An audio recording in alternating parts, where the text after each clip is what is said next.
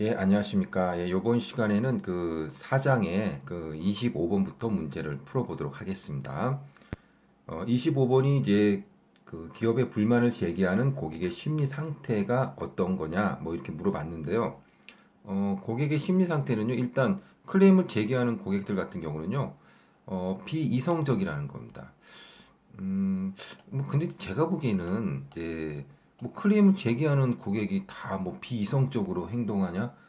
그런 거 아닐 수 있죠. 예, 그래서 기업 입장에서 기업이 잘못을 했을 수도 있으니까 이성적으로 판단해서 이제 클레임을 제기하는 것일 수도 있기 때문에 비이성적이라고 반드시 그렇다고 볼 수는 없지만 뭐 어쨌든 뭐 텔레마케팅 교재에서는 심리 상태가 어쨌든 간에 비이성적이라고 했으니 뭐 우리도 그냥 비이성적이라고 그냥 알면 되겠습니다.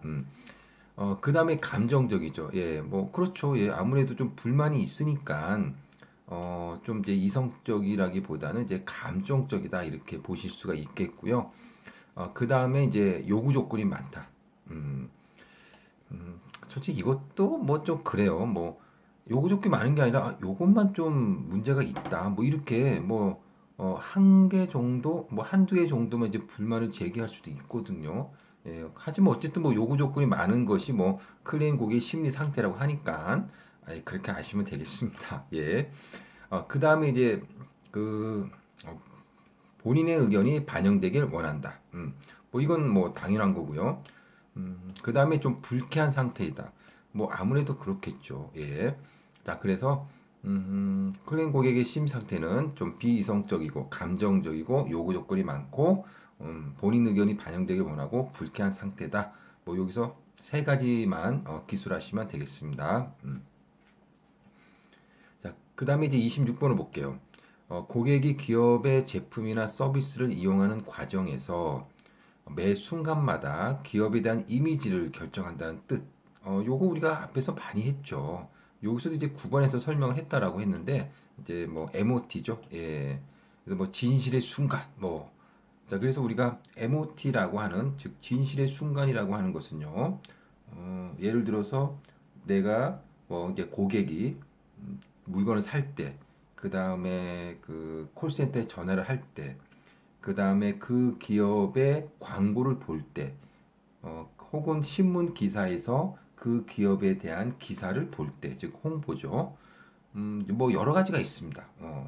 그 다음에 예를 들어서 지나가는 그 회사의 그 로고가 박힌 유니폼을 입고 지나가는 직원을 봤을 때, 뭐 이런 것도 다 MOT라고 보시면 되겠고요. 이렇게 이제 짧은 순간이긴 하지만 그 이것이 이제 회사의 이미지가 결정되고 향후 비즈니스의 성공도 좌우할 수가 있다. 이렇게 보시면 되겠습니다. 자, 그 다음에 27번을 보도록 하겠습니다.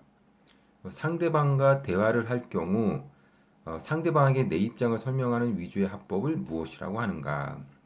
그래서 상대방하고 즉 고객하고 대화를 할 때는요 크게 보면 이제 I 메시지가 있고 U 메시지가 있고 Do 메시지가 있습니다. 한마디로 말해서 이제 I 메시지라고 하는 것은요 어쨌든 내 잘못이다 뭐 이런 거죠. U 메시지는 뭐냐? 당신 잘못이다. 그 다음에 Do 메시지라고 하는 것은 이제 중립적인 겁니다. 그러니까는 뭐 상대방하고 나하고 그래 뭐 너는 뭐 이런 게 잘못했고 나는 뭐 이런 게 잘못했으니까 뭐 그렇다면 뭐 한 발씩 양보해서 뭐 이렇게 하자 뭐 이런 거라고 보시면 되겠습니다. 자, 그래서 I 메시지를 한번 읽어볼까요? I 메시지란 상대방보다는 나의 반응이나 느낌을 이야기함으로써 결과에 대한 책임을 자신이 지는 겁니다. 예. 하지만 유 메시지는요 상대방의 책임을 전가하는 거라고 보시면 되겠습니다.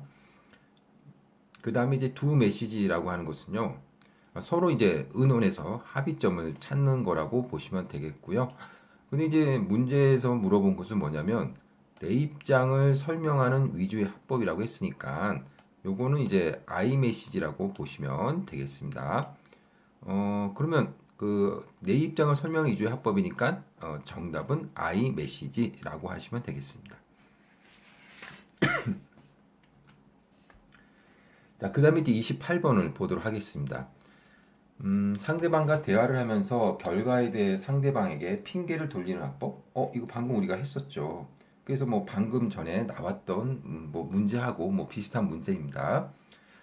그래서 상대방과 대화를 하면서 우리가 그 말할 수 있는 화법에는 뭐 I 메시지, U 메시지, 그다음에 to 메시지가 있는데 이 중에서 U 메시지는 뭐 당신이 잘못했다. 뭐 이런 식입니다. 그러니까는 예를 들어서 뭐 텔레마케터가 고객에게 그거는 죄송합니다만 고객님께서 제품을 잘못 사용하신 결과라고 생각이 듭니다. 뭐 이런 식으로 이야기하는 거죠. 뭐 그게 이제 유 메시지라고 보시면 되겠습니다. 그래서 28번의 답은 유 메시지입니다. 그 다음에 이제 29번 볼까요? 어떤 잘못된 행동 결과에 대해 그 사람의 행동 과정을 잘 조사하여 설명하고 잘못에 대해서는 스스로 반성을 구하는 화법을 무엇이라고 하는가? 이거는 이제 두 메시지죠. 아까 그 두 메시지는요, 서로 이제 그 어떤 행동에 대해서 좀 반성을 하고 서로 이제 합의점을 찾아 나가는 거라고 보시면 됩니다. 이게 이제 두 메시지라고 보시면 되겠습니다. 어, 고객님께서는 이게 좀 제품의 사용을 좀 잘못하셨지만, 하지만 저희들도 미리 그런 점에 있어서 고지를 못한 점도 있으니, 뭐 어떻게 하겠다, 뭐 바꿔주기로 하겠다, 뭐 아니면 뭐 부품을 보내주겠다, 뭐 이런 식으로 서로의 어떤 잘못된 부분들을 서로 반성하고 의논해서 합의점을 찾아가는 그런 어떤 화법이라고 보시면 되겠습니다. 자, 이런 게 바로 두 메시지입니다. 그래서 29번의 답은 두 메시지입니다. 자, 그 다음에 이제 30번을 보도록 하겠습니다. 고객의 의중을 그 정확히 이해하기 위해서는 그 고객의 말을 경청해야 합니다. 효과적인 경청 방법 세 가지를 기술하시오. 자, 우리가 고객이 말을 하면은 잘 들어야죠. 그래서 고객이 말을 할 때 뭐 건성건성으로 듣게 된다면 그냥 뭐 들려오는 어떤 음성, 단어 뭐 이런 것만 생각을 하게 되니까 좀 고객의 의중을 제대로 잘 파악하지 못할 수도 있다라는 겁니다. 고객이 말을 하지만 말을 할 때 어떤 음성 톤이라든가 그 다음에 그 말하는 어떤 그 속도라든가 뭐 말하는 거 높나비, 높낮이 같은 거, 뭐 이런 것들을 갖다가 잘 듣게 된다면, 이 고객의 감정 상태가 어떻겠구나라는 것을 우리가 좀 짐작을 할 수도 있을 겁니다. 그래서 경청을 해야 된다 이런 얘기입니다. 자, 그러면 경청할 수 있는 효과적인 방법 세 가지는 뭐냐? 첫 번째, 고객의 말을 비판하거나 평가하지 않는다. 텔레마케터 입장에서는 당연히 뭐 그렇게 해야 되지 않을까요? 그래서 고객님 그거는 그 고객님이 잘못 생각하신 것 같은데요. 뭐 이런 식으로 막 비판하면 아무리 그 텔레마케터가 맞다 하더라도 고객 입장에서는 좀 기분이 좀 안 좋을 수밖에 없겠죠. 자, 그 다음에 이제 두 번째는요, 편견을 갖지 않고 상대방과 대화한다는 겁니다. 예를 들어서 뭐, 이 손님은 저번에 또 클레임 걸었었는데 또 우리한테 뭐라 그러겠지? 뭐 이런 어떤 편견을 갖게 된다면 아무래도 대화하기가 좀 어려울 수 있고 고객을 이해하기가 어려울 수 있겠죠. 그 다음에 세 번째가 고객과의 대화에 정신을 집중한다. 뭐 이게 이제 경청을 하는 거죠. 음, 그래서 고객이 말하는 것을 잘 들을 수 있도록 해야 되는 거고요. 그 다음에 이제 적절한 맞장구를 칩니다. 뭐 우리가 이제 유재석을 국민 MC라고 하는 이유도 게스트가 오면은 맞장구를 잘 쳐주죠. 한마디로 리액션을 잘해준다는 겁니다. 그래서 텔레마케터들도 고객이 말하는 것을 적절하게 맞장구를 쳐주게 된다면 고객들도 굉장히 기분이 좋을 겁니다. 그래서 고객이 무슨 말을 하면 고객님 맞는 말씀이시네요. 그렇군요. 뭐 이런 식으로 맞장구를 쳐주면 되겠죠. 그 다음에 이제 고객의 말을 가로막지 않습니다. 이것도 이제 말을 하는 와중에 고객 그건 아니고요. 뭐 이런 식으로 하면 좀 그렇겠죠. 그 다음에 고객의 말을 복창, 재진술합니다. 31번 문제도 이제 재진술과 관련된 그러한 어떤 문제인데요. 어, 고객 입장에서는요, 아, 이거는 이렇고 저건 저러니까 이렇게 해주세요. 라고 했는데, 텔레마케터가 그냥, 네, 알겠습니다. 이렇게만 이야기하면 내 말을 잘 이해를 했는지, 잘 알아들었는지 잘 모르겠다는 겁니다. 그러니까 고객이 이렇게 저렇게 해주세요. 그러면 텔레마케터들도 예, 알겠습니다. 이렇게 저렇게 해드리겠습니다. 뭐 이런 식으로 해줘야 된다는 거죠. 예. 그래서 고객의 말을 복창, 재진술한다라고 보시면 되겠습니다. 그 다음에 7번은 고객의 말을 미리 넘겨짚지 않습니다. 예, 그래서 고객이 말을 하면 아이 그건 이런 거잖아 말하고 그냥 자기 생각대로 미리 넘겨짚어 가지고 행동하면 좀 안 되겠죠. 자, 이런 것이 바로 이제 그 효과적인 경청 방법 세 가지인데요. 요 중에서 이제 뭐 세 가지를 적으라고 했으니까 뭐 세 가지를 적으면 될 것 같습니다. 근데 우리가 이제 답안을 작성할 때 세 가지를 기술로 하라고 했으면 세 가지를 쓰면 됩니다. 더 쓴다고 해가지고 점수를 더 주는 건 아니고요. 근데 문제는 세 가지를 쓰라고 했는데 네 가지를 썼어요. 근데 그 중에서 하나가 틀렸어요. 그러면 감점이 된다는 겁니다. 그러니까 뭐 정확하지 않은 것을 좀 더 많이 쓰면 점수 좀 더 주겠지라고 생각하지 마시고 정확한 것을 문제에서 요구한 대로 쓰시면 되겠습니다. 자, 그 다음에 31번. 31번은 이제 방금 전에 또 이야기 드린 부분이죠. 그래서 고객의 욕구나 문제를 명확하게 파악하고 고객은 더 이상 자신의 문제나 욕구를 설명할 필요가 없도록 하는 상담 방법. 그러니까 고객이 더 이상 자신의 욕구를 갖다가 텔레마케터에게 설명할 필요가 없는 경우는 어떤 경우가 있습니까? 텔레마케터, 즉 상담원이 고객이 말하는 것을 갖다가 정확하게 듣고 복창, 복명 복창 혹은 재진술 하면 아, 이 잘 알아들었구나라고 생각할 거고 그럼 더 이상 그 자신이 요구하는 그런 내용들을 상담원에게 설명할 필요가 없다는 겁니다. 그러니까 우리 그 상담원 같은 경우는 이제 복명복창 혹은 재진술 할 필요성이 있겠죠. 예.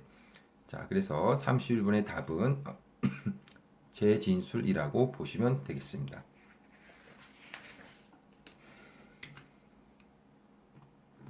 자, 그 다음에 이제 우리가 32번을 보도록 하겠습니다.